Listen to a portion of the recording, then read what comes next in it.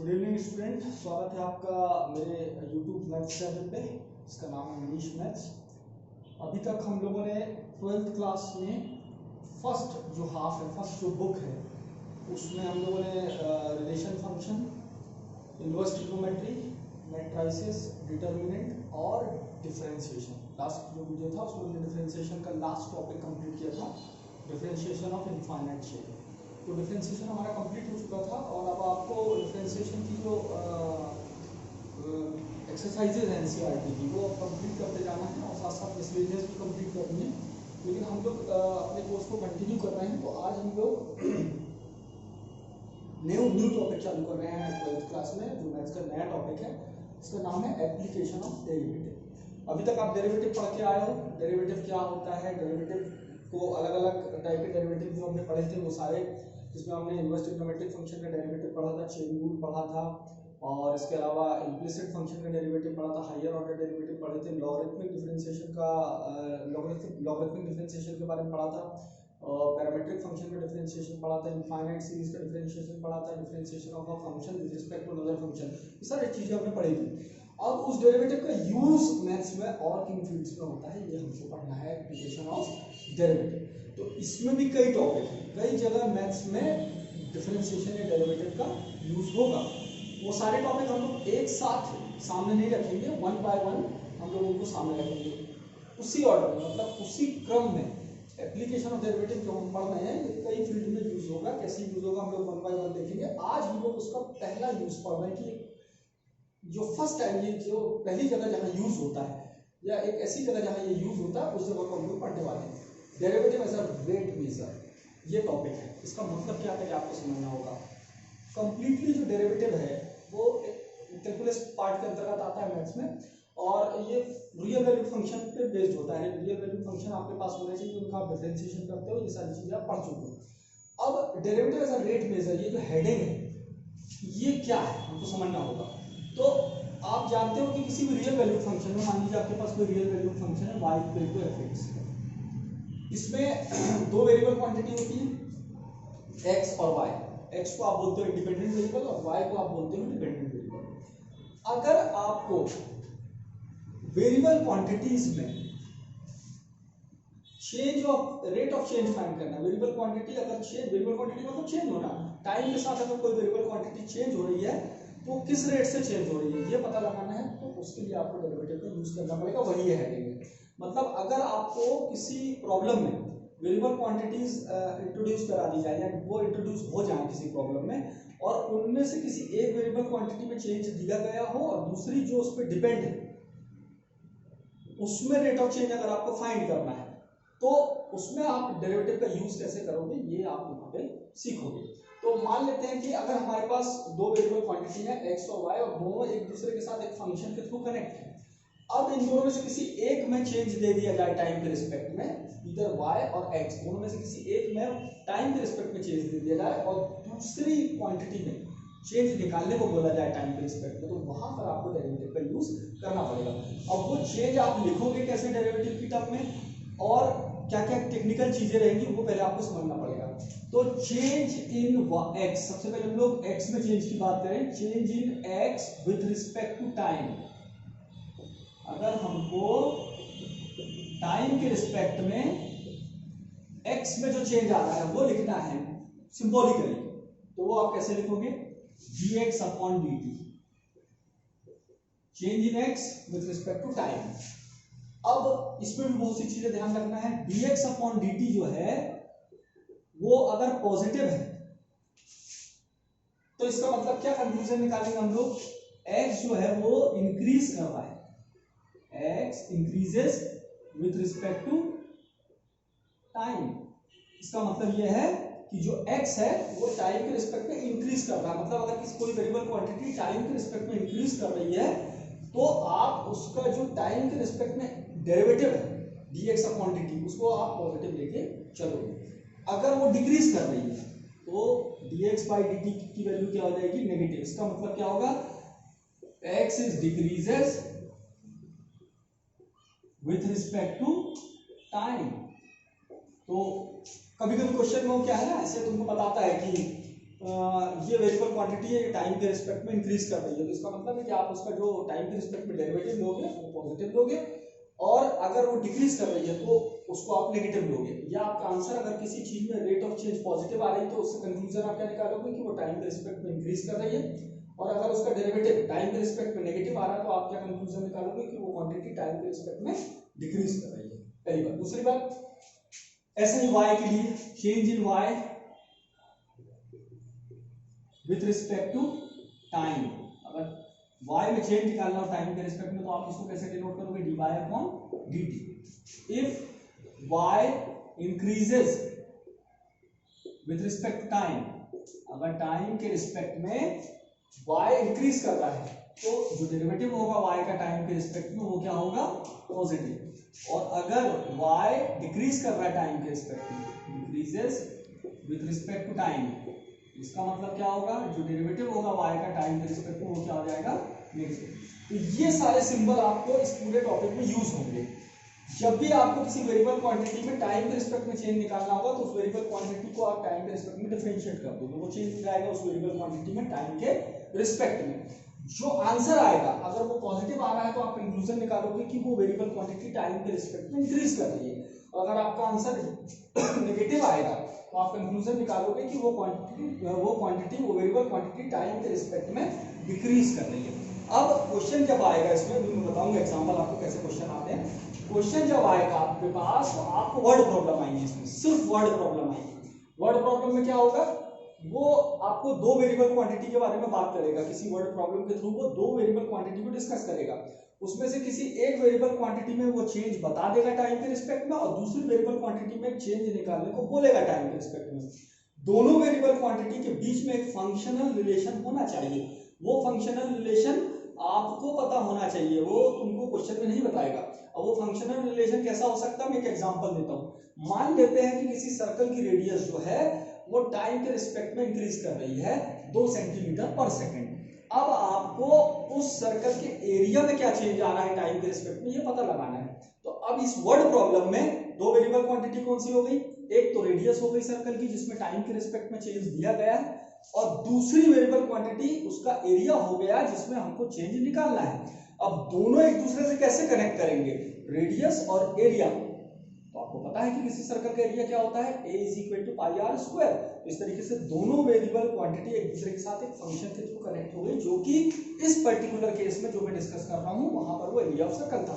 तो ऐसे ही आपको आप 10th 11th तक जो भी एक सिंपल ज्योमेट्रिकल फॉर्मूले पढ़ के आए हो, इधर area of circle, parameter of circle, area of square, parameter of square, area of rectangle, parameter of rectangle, volume of cube, surface area of cube, और इसी तरह से volume of cuboid, surface area of cuboid, volume of cylinder, ये सारे फॉर्मूले कहीं ना कहीं यूज होंगे, क्योंकि जो वर्ड प्रॉब्लम बनेगा वो इसी डेली लाइफ से कनेक्ट करता हुआ बनेगा। आपको किसी एक फिगर में किसी एक डायमेंशन में चेंज बता देगा टाइम के रिस्पेक्ट में, और उस डायमेंशन पे बेस्ड जो दूसरी क्वांटिटी है उसमें चेंज निकालने को बोलेगा। तो आपका जो पिछला 10th तक का जो सरफेस एरिया, वॉल्यूम वगैरह के जो फॉर्मूले हैं वो क्लियर होने चाहिए। अगर नहीं है तो आप उसको पढ़ लोगे और उसके बाद उसका एक चार्ट बना लोगे, क्योंकि वो सारे यूज होंगे यहाँ पे। तो अब मैं एक एग्जांपल बता रहा हूँ इसी थीम पे बेस्ड। एग्जांपल आप लोग समझने कैसे कैसे आते हैं और आपको कैसे सॉल्व करना रहता है, तो ये सारा नोट्स के फॉर्म में आप उतार लोगे। अब हम देखते हैं कि हमको क्वेश्चन वर्ड प्रॉब्लम के फॉर्म में कैसा आएगा, जो कि derivative as a rate measure जो हमारा टॉपिक है उससे कनेक्ट करेगा। फॉर एग्जाम्पल मान लीजिए कि आपको क्वेश्चन आया, if the radius of a sphere increases at the rate of 0.2 centimeter per second, find the rate of change in surface area when radius of sphere is equal to 4 centimeter। Question ये है कि एक sphere है, sphere मतलब balloon समझ सकते हो आप, एक स्फीयर है, उसकी रेडियस जो है वो कंटिन्यूअसली इंक्रीज कर रही है, उसका जो इंक्रीज करने का रेट है पर सेकंड वो है 0.2 सेंटीमीटर पर सेकंड। आपको बता, तो obvious सी बात है कि अगर रेडियस इंक्रीज करेंगी तो रेडियस से कनेक्ट करती हुई जो क्वांटिटीज है स्फीयर में वो कौन कौन सी होती है, सरफेस एरिया होता है, वॉल्यूम होता है, ये भी सब बदलेंगे। तो अगर रेडियस इंक्रीज कर रही है तो सरफेस एरिया वॉल्यूम दोनों चेंज होंगे, लेकिन हमको केवल चेंज काय में निकालना है, सरफेस एरिया किस रेट से चेंज हो रहा है हमको ये पता करना है। जबकि रेडियस जो है स्फीयर की वो बढ़ते हुए 4 सेंटीमीटर जिस टाइम पर होती है उस समय उसका जो सरफेस एरिया है वो किस रेट से चेंज हो रहा है आपको पता करना है। तो सबसे पहले आपको क्या करना है, मैंने जैसे बताया इस टॉपिक का थीम ही यही है कि दो वेरिएबल क्वांटिटी होंगी, एक जिसमें चेंज दिया गया है, दूसरा जिसमें निकालना है। इन दोनों वेरिएबल क्वांटिटी को आपको सिंबॉलिकली सपोज करना पड़ेगा। तो यहाँ पर आप पहले डिसाइड करोगे कि वो दो वेरिएबल क्वांटिटी कौन सी है। फर्स्ट वेरिएबल क्वांटिटी है रेडियस ऑफ स्फीयर और सेकंड जो वेरिएबल क्वांटिटी है वो सरफेस एरिया ऑफ स्फीयर। अब आप इसको सिंबॉलिकली जो भी सपोज करना चाहो आप सपोज कर सकते हो। तो यहाँ पे मैं क्या कर रहा हूँ, सबसे पहले मान लेता हूँ कि जो रेडियस है, let the radius of sphere वो मैं मान लेता हूं r सेंटीमीटर और सरफेस एरिया को मैं मान लेता हूं, सरफेस एरिया ऑफ स्फीयर वो मैं ले लेता हूं s। अब जिस वेरिएबल क्वांटिटी में चेंज दिया गया है टाइम के रिस्पेक्ट में पहले उसको आप लिखोगे। r में चेंज दिया गया है टाइम के रिस्पेक्ट में, वो कितना है 0.2 सेंटीमीटर। सिंबॉलिकली इसको कैसे लिखोगे, मैंने बताया किसी वेरिएबल क्वांटिटी में टाइम के रिस्पेक्ट में जो चेंज होता है उसको आप कैसे डिनोट करते हो, डेरिवेटिव के फॉर्म में dr/dt अकॉर्डिंग टू क्वेश्चन। ये दिया हुआ है 0.2 सेंटीमीटर पर सेकंड। हमने पॉजिटिव क्यों लिया हुआ है, क्योंकि रेडियस इंक्रीज कर रही है। तो मैंने आपको स्टार्ट में चेक करके बता दिया कि अगर कोई क्वांटिटी इंक्रीज करेगी तो उसका जो डेरिवेटिव होगा टाइम के रिस्पेक्ट में वो पॉजिटिव लिया जाएगा। अब आपको जिस क्वांटिटी में चेंज निकालना है वो है s, और s और r का रिलेशन क्या है, दोनों एक दूसरे से फंक्शन के थ्रू कनेक्ट होने चाहिए, वो आपको पता होना चाहिए। तो यहाँ सरफेस एरिया और रेडियस में जो कनेक्शन होता है वो सरफेस एरिया का फॉर्मूला होता है 4πr²। ये बन गया आपका फंक्शन। अब आपको s में चेंज निकालना है टाइम के रिस्पेक्ट में। जिस वेरिएबल क्वांटिटी में आपको चेंज निकालना है टाइम के रिस्पेक्ट में उसी वेरिएबल क्वांटिटी को आप टाइम के रिस्पेक्ट में डिफरेंशिएट कर दोगे। तो जो आपका फंक्शन है उसके दोनों तरफ आप टाइम के रिस्पेक्ट में डिफरेंशिएट कर दोगे, उससे आपको ds/dt मिलेगा। तो differentiate both side with respect to t, differentiate both sides with respect to t, तो क्या आएगा ds/dt। राइट साइड पे 4π कांस्टेंट है, बाहर रहेगा d/dt ऑफ r²। अब आपको वापस डेरिवेटिव में चले जाओ। मैंने बताया था ऑपरेटर का वेरिएबल और फंक्शन का वेरिएबल सेम होने चाहिए तभी डिफरेंशिएशन पॉसिबल होता है। नहीं है तो वो डेरिवेटिव की जो कैटेगरी हो जाती है वो इम्प्लिसिट फंक्शन वाली हो जाती है। यहाँ पर आपको क्या करना पड़ेगा, क्योंकि आप जो फंक्शन है उसका वेरिएबल r है और ऑपरेटर का वेरिएबल t है, तो t को आपको चेंज करना पड़ेगा r की टर्म में। आप क्या लिखोगे यहाँ पे, लेफ्ट साइड तो वैसे ही रहेगा ds/dt, राइट साइड पे आप क्या करोगे d/dr लिख दोगे यहाँ पे r² इंटू dr को बैलेंस करने के लिए यहाँ रख दोगे whole/dt। अब d/dr of r² just like d/dx of x² differentiate कर दोगे, हो जाएगा 2 सामने आके 4 से मल्टीप्लाई हो जाएगा 8πr/dr/dt। अब आपको जितनी भी चीजें दी गई थी क्वेश्चन में न्यूमेरिकल फॉर्म में वो सब यहाँ रखनी है। dr/dt ये आपको रखना है 0.2 सेंटीमीटर पर सेकंड, तो 8π इंटू r की प्लेस पे। फाइनली आपको उसने बताया था कि जब r की वैल्यू 4 सेंटीमीटर हो जाएगी उस समय इसके सरफेस एरिया में कितना चेंज आ रहा है आपको पता लगाना है। तो जो r आ रहा है फाइनल आंसर में उसकी जगह 4 रखोगे और dr/dt की प्लेस पे जो कांस्टेंट रेट है जिससे कि आपका रेडियस चेंज हो रहा है कंटिन्यू वो रख दोगे 0.2। तो अब ये पूरा का पूरा जो नंबर आए इनको मल्टीप्लाई कर दोगे 4 2 8 4 8π इंटू 0.8 8 इंटू 0.8 6.4π। चूंकि ये फुल क्वांटिटी जो आ रही है 6.4π ये किस चीज में चेंज है, सरफेस एरिया में। तो अब आपको यूनिट लिखना पड़ेगा। सरफेस एरिया की यूनिट क्या हो जाएगी सेंटीमीटर स्क्वायर पर सेकेंड टाइम के रिस्पेक्ट में आप चेंज निकाल रहे हैं। तो इस तरह से चूंकि यहाँ पर आंसर आपका पॉजिटिव आ रहा है, सरफेस एरिया में चेंज टाइम के रिस्पेक्ट में पॉजिटिव आ रहा है, तो कंक्लूजन क्या होगा, surface area S increases at the rate of 6.4 pi centimetre square पर सेकेंड। पाई की वैल्यू आप पे है, आप रखना चाहो तो रख लो, नहीं रखना चाहो अगर कट सकता है कुछ वहां पर तो रखो, नहीं तो उसको वैसे भी छोड़ सकते हो। इस तरीके से बड़ा सिंपल टाइप का क्वेश्चन आता है क्वेश्चन। ये एक और मैं समझाऊंगा क्वेश्चन, तो इस तरह से आपको एक आइडिया मिल जाएगा कि कैसे क्वेश्चन आएंगे। बहुत सिंपल है, बस आपको इन्हीं चीजों को फॉलो करना है जो मैं बता रहा हूँ। एक और एग्जांपल हम लोग देखेंगे यहाँ पे derivative as a rate measure वाले पार्ट से, और फिर आप एग्जांपल और एक्सरसाइज कर सकते हो।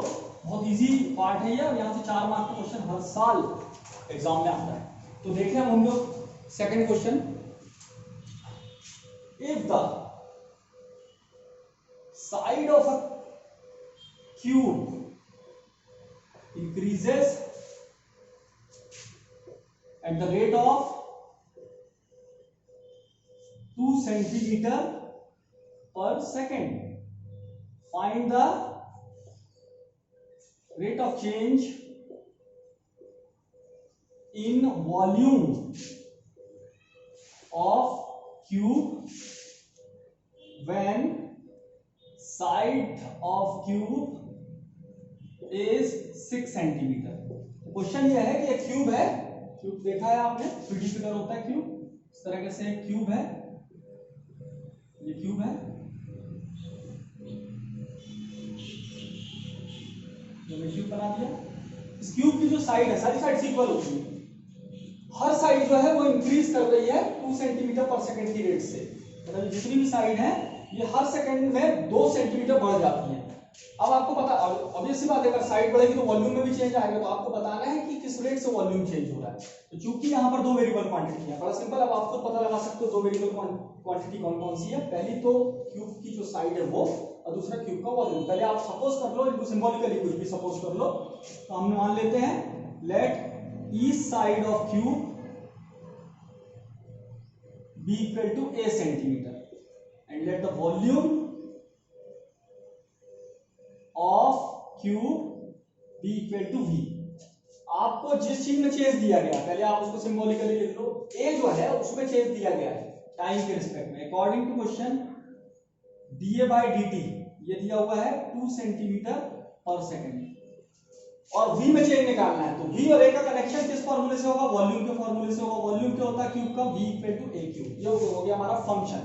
अब v में चेंज निकालना है टाइम के रिस्पेक्ट में, मतलब हमको क्या कैलकुलेट करना है, dv by dt, और dv by dt कैलकुलेट करना है तो ये जो फंक्शन है इसको किसके रिस्पेक्ट में डिफरेंशिएट करना पड़ेगा, टाइम के रिस्पेक्ट में। तो आप दोनों तरफ डिफरेंशिएट कर दो, differentiate both sides with respect to t। तो लेफ्ट साइड आ जाएगा dv by dt, right side d by dt of a cube. फिर वही प्रॉब्लम, फंक्शन का वेरिएबल a है, ऑपरेटर का वेरिएबल t है, चेंज कर लेंगे, d by da a cube da by dt, d by da a cube कितना होगा, सिंपल सा फॉर्मूला, ये हो जाएगा 3a square into da by dt। अब आपको सारी वैल्यूज पुट करना है। a आपको फाइनल जो a की वैल्यू बताई है उसमें 6 सेंटीमीटर वो रखना है, और da by dt तो फिक्स कांस्टेंट रेट है जिससे साइड इंक्रीज कर रही है, 2 सिंप्लीफाई कर देंगे इसको, 3 into 36 into 2, 3 into 2 6 into 36 216। चूंकि हमने वॉल्यूम में चेंज निकालना है तो वॉल्यूम की जो यूनिट है वो रखेंगे सेंटीमीटर क्यूब पर सेकंड। फाइनल का कंक्लूजन क्या आया, हमारा आंसर पॉजिटिव आ रहा है। इसका मतलब जो वॉल्यूम है वो 216 सेंटीमीटर क्यूब पर सेकंड की रेट से इंक्रीज कर रहा है, जबकि जो साइड थी वो 2 सेंटीमीटर पर सेकंड की रेट से इंक्रीज कर रही थी, और जब साइड बढ़ते हुए 6 सेंटीमीटर हुई तो उस समय वॉल्यूम जो था वो 216 सेंटीमीटर क्यूब पर सेकंड की रेट से इंक्रीज कर रहा है। तो अब आप जो एप्लीकेशन ऑफ डेरिवेटिव का फर्स्ट एक्सरसाइज है उसके सारे एग्जांपल और एक्सरसाइज को करने का ट्राई करोगे। अगले वीडियो में मैं इसी एक्सरसाइज में जो इंपॉर्टेंट क्वेश्चन है जो ज्यादातर एग्जाम में आते हैं उनका सोल्यूशन दे दूंगा वीडियो के थ्रू, और इसी तरह से हम लोग धीरे धीरे आगे बढ़ते जाएंगे। उम्मीद करता हूं कि आप इस कठिन टाइम का पूरा यूज करोगे, क्योंकि हम लोग बहुत कठिनाई में हैं और हम लोग उसके बाद आपकी मदद कर रहे हैं। इसका ध्यान रखो, ज्यादा से ज्यादा रिस्पॉन्स मुझे दो और ज्यादा से ज्यादा क्वेश्चन जो है, डाउट है तुम्हारे जो पिछले चैप्टर के, वो पूछते जाओ, क्योंकि अब ये टाइम वापस नहीं आने वाला है। स्कूल जब भी खोलेंगे तब खोलेंगे, लेकिन हमको अपनी पढ़ाई कंटिन्यू रखनी है। टीचर आपके पीछे है, आपका फीडबैक जरूरी है। मेरे चैनल को सब्सक्राइब करें, लाइक करें, शेयर करें और प्रॉब्लम जरूर डिस्कस करें, कमेंट छोड़ें। Thank you.